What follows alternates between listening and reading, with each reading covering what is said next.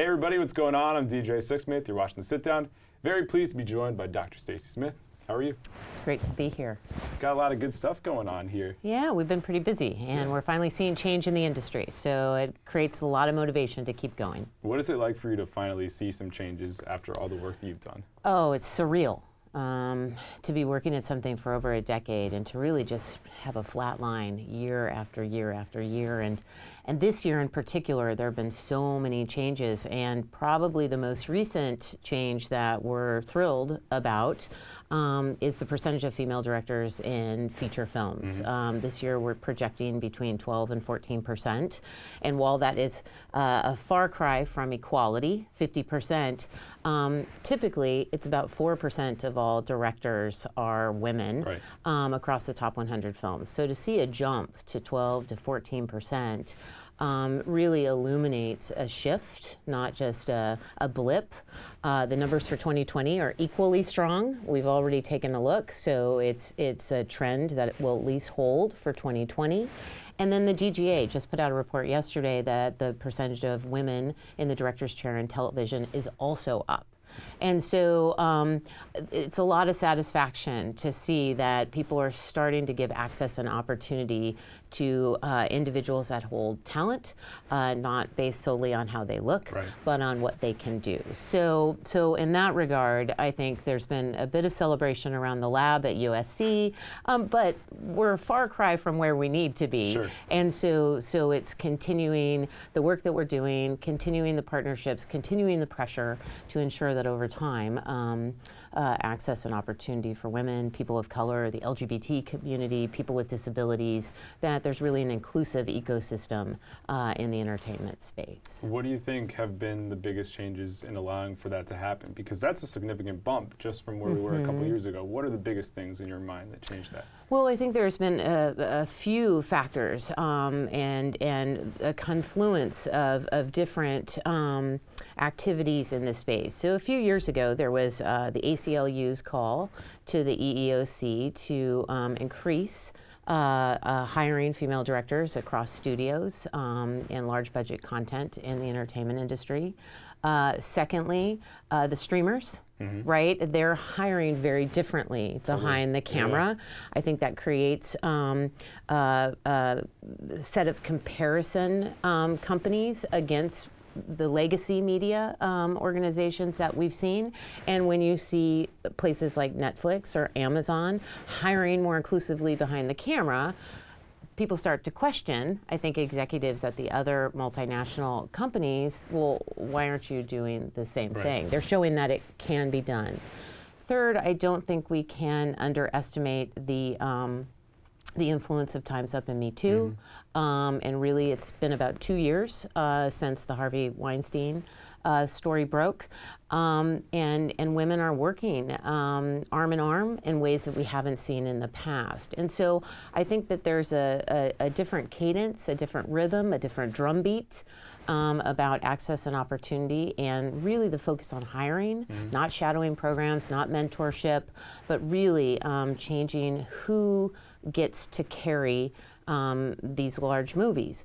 The last, I think, guess it's the fourth change, is that back in 2007, when we started looking at the top 100 films, only 20% of all of the films featured a female lead or co-lead. Last year, it was 39 out of 100. And often hiring, the identity of the lead character often matches the identity of the director. And so you would expect to see, as there's more inclusion in storytelling, behind the camera, they're hiring individuals to really match the inclusiveness of content that's now being shown. Yeah, and I think another issue is just the gatekeepers in the industry, because like I'm just listening to a Reese Witherspoon podcast on NPR today, and she's talking about how one studio head said, well, we already had one woman to lead a film this year, we can't have another. So how do those changes start to happen? Because like behind the camera, on set, things are changing, but they're still kind of the same faces, same people in those power positions. So what do you really think about that? Well, I think there's a couple of things that we're seeing. Reese Witherspoon is a really good example of somebody who created their own company, Hello Sunshine, right? She's hiring women behind the camera. That similar to Ava DuVernay and the work she's been doing on Queen Sugar. So we're seeing women step into their own companies and to create their own reality and their own hiring practices. But we're also seeing really interesting shifts at some of the major companies, and these are more recent shifts. So you have somebody, for example, like Michael B. Jordan, who works with Warner Media to create an inclusion writer policy across both television and film. Right. So now he's single-handedly working with the executives to ensure inclusion is populating the ranks of not only the corporate structure, but also the content, which is arguably so important for people seeing themselves and being drawn to content. But also you have somebody like Donna Langley, who runs Universal Pictures, right? So this year she had 6 films helmed by female directors, 3 of which were women of color, right? There's never been a year where all of the studios have hired 1 female director. So the fact that Donna hired 6, it's amazing. There is a energy around really thinking more critically about who we're giving this leadership position to. Bob Iger tweeted out earlier in the year, and there's a lot of discussion at Disney. 4 out of 9 films that Disney has distributed or are distributing, 4 to 9 feature a female director. That's unprecedented, right? One comes out this weekend, Frozen 2, right?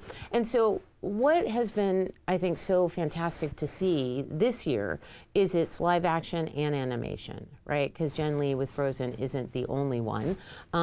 It's women from a variety of different backgrounds. And so what the goal is really is to ensure that the other studios see the same vision that we're seeing coming out of WB, Universal, Disney, and that this momentum continues, not only to 2020, but 2021 and beyond. No question. I know you spent some time with Elizabeth Banks recently, and I remember reading the story in the Times a couple years ago, I'm sure you read this too, where it was like she had a good, solid acting career, but wasn't getting those same positions she thought she deserved, took control, creates her own production company, and now she's a major player in the industry. So absolutely. What is most fascinating about her story and her evolution the last couple of years?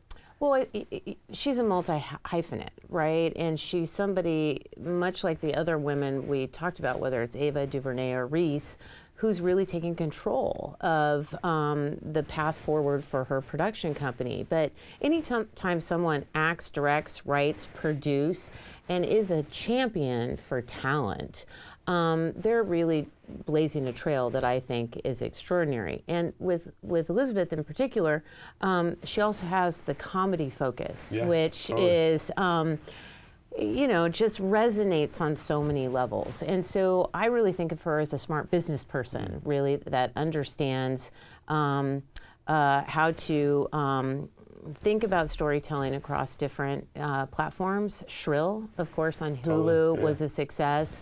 And really thinking about inclusion broadly in terms of thinking about casting and auditioning. So I think it was heartening to hear her story, and she made the case that you just articulated.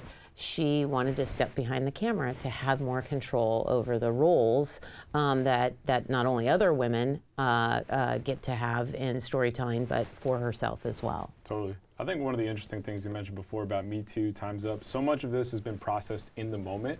Like you said, it's only 2 years. Like we really need a couple years to fully understand what's happened. But what has been most challenging about reacting in the moment and also creating change in the moment? Well, what are the needs, right? So you're always balancing 2 things. Short-term wins, right? Because you don't want people to get burned out or frustrated or not being able to see something that can actually create change. But it's also then a long-term strategy, right? We know that from a lot of theory and research, one of the key elements to this whole issue is changing perceptions of leadership.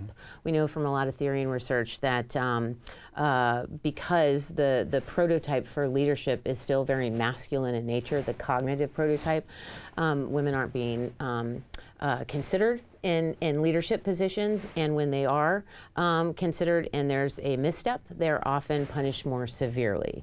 So one of the things that's so important is to really think about how do we help people understand that storytelling is one of the fastest ways to shift perception, right, of how we not only see women, but individuals from all backgrounds. And so reacting in the moment is difficult because theory informs us about the long-term strategy, but you also have to give something to people in the short term of what they can do immediately to accelerate steps towards change. And that's always the tricky part, being able to do both and sustain both over time.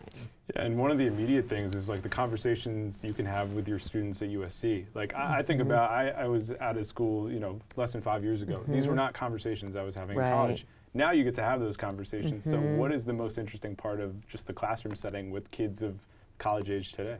Well, what's exciting is that they are so different than most of the people in the industry that we interface with. They're light years ahead. Like this is just part of who they are, right? This is what they grew up with. Right. Yeah. So we have a tendency to have conversations in a different way. Mental health concerns are a real focus of I think campus life and life just in general outside of a university context. So I think we don't have to cover as much ground because it's really quite amazing. And when they start to question what they see and who's missing, and that's just part of who they are, they're the next generation for the workforce, right? And companies are really on watch because if they don't create a sense of belonging for these young people, they're not going to want to be in these antiquated corporations that don't have environments that make them feel not only like they fit in, but also safe. And so I think, you know, we often bring people to class or for, you know, functions at USC, and they're struck by the diversity of individuals. You know, USC has an amazing international student body. The U.S. is reflected, all of the U.S. is reflected on campus.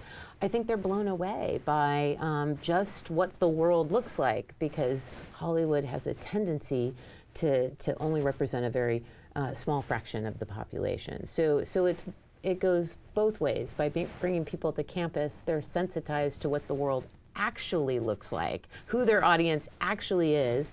And oftentimes it's really exciting because we had Angela Robinson in class not too long ago. She's a director, Professor Marsden and the Wonder Woman. That was her most recent film. And Angela's not different than many of the other guests that we've brought to class, where they ask the students questions. They want to hear from the students rather than solely them being interviewed. And so I think for me as an educator, it's heartening to see, okay, this generation, they understand diversity, inclusion, and belonging. It's a nice thing, yeah. And now, since we've been doing this long enough, many of our students are starting to get to the VP level. And so we're starting to actually partner with many of those folks because they still carry the torch and they've worked with us in the lab. They understand why this matters. And so they then circle back to partner with us on projects that they're working on. That's really amazing. Yeah, it's awesome. really exciting. And it gives us tangible evidence of change. Totally. So I think in the media, we can really focus on specific narratives, specific storylines. What's something we're not talking enough about? What's something we need to give more time to? Yeah, well, three things actually come to mind. One is that over the last 5 years, the top 500 films, there's only been one portrayal of a transgender speaking character on screen. Which one was that? It's a Reese Witherspoon, Sofia Vergara film.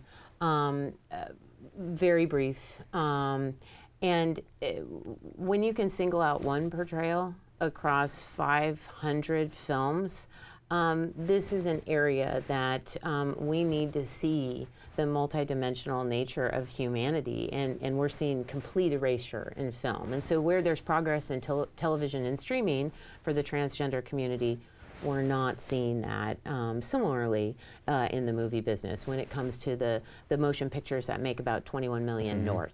So that's one area. The second area is people with disabilities. And this is two issues. One, in terms of portrayals of or stories involving characters with disabilities, less than 3% of all speaking characters are shown with a disability on screen. Yet, about a quarter of the population, depending on what particular statistics you're looking at, a quarter of the population self-report having a disability. So there's a huge disconnect between audience and storytelling, and more importantly, actors with disabilities are not getting the opportunity to fill those roles, right? Or given the opportunity to audition and be cast in storytelling. So I think that's another area. The third is really thinking about mental health in storylines, right? We just did an investigation. There are very few stories that focus on mental health conditions. And, if I keep going on, I can tell you more. Right. But those are a couple big things there for sure. Absolutely. And if we start thinking about race, ethnicity, right? We just did a big study on portrayals of Latinx. And only 3% of all leads and co-leads, 3% across 12 years featured Latino in the lead. And while about half of them are women, that's only 17 roles, and 5 went to one Latina, Cameron Diaz. So we're, and yet in Los Angeles, where much of this decision making takes place, 49% of Los Angeles County is Latino. So again, I think across many categories we can say there's a disconnect between the audience and writers, producers, directors, and it's really to a disadvantage. There's not a way to connect with these audiences if your stories don't include them. Agreed, and at least some of those faces are being seen now. Like, we'll have people come in here and they say, I never saw somebody look like me on TV. Right. And now I do, whether Indeed. I'm an Egyptian American or Latinx or transgender. At least those stories are now being told, but I agree with you. They're not being told in the same way they need to. But at least with streaming and TV, there has been some cut through, but movies are just still kind of lagging behind. Like, why do you think that is? Is there something of an older guard there, or is it just that movies are a little bit slower with everything? Well, I think the financial model is different, right? So television, you can put the spend into a pilot, then you can decide after the pilot if you want to green right. Streaming, you could literally get the entire season written beforehand, right? You don't have to stick to the typical television model of how things are done. And the risk for movies, I mean, think about some of these blockbuster films, right? If you're giving $100 million, right, to a particular storyteller to see their vision on screen, there's a lot of resistance, right? Sure. There's a reticence that comes along with who you're going to give those resources to. But that's where we need to counter this leadership bias, right? Because often executives will feel most comfortable if who they're entrusting their stories with often look just like them, right? Yeah. And so it's really helping them to appreciate what the audience actually looks like, what they want to see, and that there are directors out there, many of them, that can carry those big stories and small stories just as well as their often white male counterparts. Agreed. Dr. Smith, thanks so much. Thanks for having me. Keep up the great work. Dr. Smith, I'm DJ. See you next time here on The Sit Down.